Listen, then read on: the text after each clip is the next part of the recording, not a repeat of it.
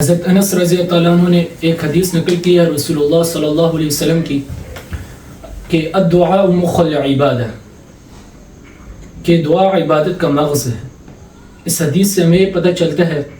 کہ ایک اور علماء نے اس کی تفسیر میں لکھا ہے کہ دعا تو عبادت کی روح ہے، یعنی روح سے مراد ان کا کہنا یہ تھا کہ اگر انسان کے ایک جسم میں اس کے اندر روح موجود ہے، اگر روح نکل جائے تو اس جسم کا کیا فائدہ؟ اگر روح ہی نہ ہو انسان کے جسم میں، روح ہی نہ ہو تو اس جسم کا کیا فائدہ؟ اسی طرح اگر ہم جو بھی عبادت کرتے ہیں، نماز پڑھتے ہیں، کہ جیسے علماء نے کہا کہ قبولیت کے اوقات تو بہت زیادہ ہیں، اس میں سے ایک فرض نماز کے بعد دعا کو بہت قبول ہوتی ہے، اور اکثر آج کل کے زمانے میں کہ نماز پڑھتے ہیں کہ دعا کا وقت ہی نہیں ملتا، دعا کا موقع ہی نہیں دیتے، ہم اٹھ کر چلے جاتے ہیں، یعنی ایک قبولیت کا جو وقت ہے ہم اس پر بیٹھ ہی نہیں سکتے۔ یعنی اس سے یہ پتہ چلا کہ ہم جو بھی عبادت کریں اس میں دعا کو ضرور شامل کریں، اور دعا کے بارے میں آتا ہے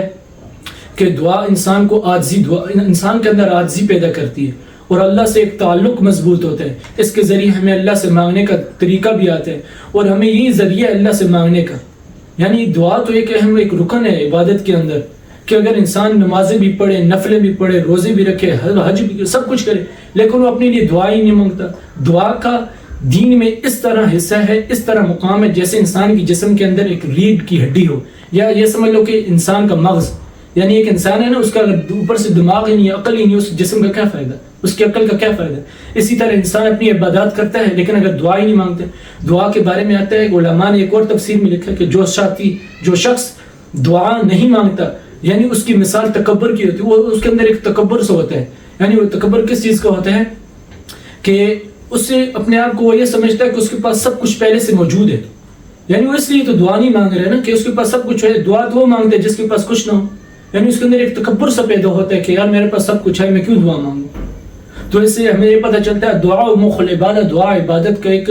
یہ بھی ایک عبادت کا ایک حصہ ہے۔ ہم جو بھی عبادت کریں، جو بھی نیک کام کریں، اس سے بعد اللہ کے لیے اللہ سے دعا مانگیں اور پوری امت مسلمہ کے لیے دعا مانگے، اور ایک اور حدیث میں آتا ہے کہ جو دوسروں کے لیے دعائیں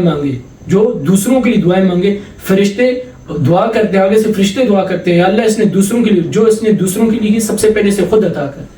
اور میرے بھائی دوستو، اسی طرح ہمیں اس حدیث سے آج پتہ چلا کہ دعا مخ العبادہ، دعا عبادت کا مغز ہے، اور دعا ہم جو بھی عبادت، جو بھی نیک کام کریں، اس کے بعد اپنے لیے، اپنے گھر والوں کے لیے، رشتہ داروں کے لیے، دوستوں کے لیے، جو غیر مسلم اس دنیا میں ہیں، جو بھی غیر مسلم ہیں یا جو قیامت تک آئیں گے، ان سب کے لیے دعا کرنا ہے، یا اللہ انہیں ایمان جیسی عظیم الشان نعمت عطا فرما، اور ہم سب کو سیدھے راستے پہ چلنے کی توفیق عطا فرما۔ یہ جو حدیث سنی اس میں کوئی غلطی کوتاہی اللہ تعالیٰ اس میں کمی پیشی معاف فرمائے، اور جو کچھ سنا پڑا اللہ تعالیٰ مجھے اور آپ کو سب کو اور پورے امت مسلمہ کو اس پر عمل کرنے کی توفیق عطا فرمائے۔ وآخر دعوانا ان الحمد للہ رب العالمین۔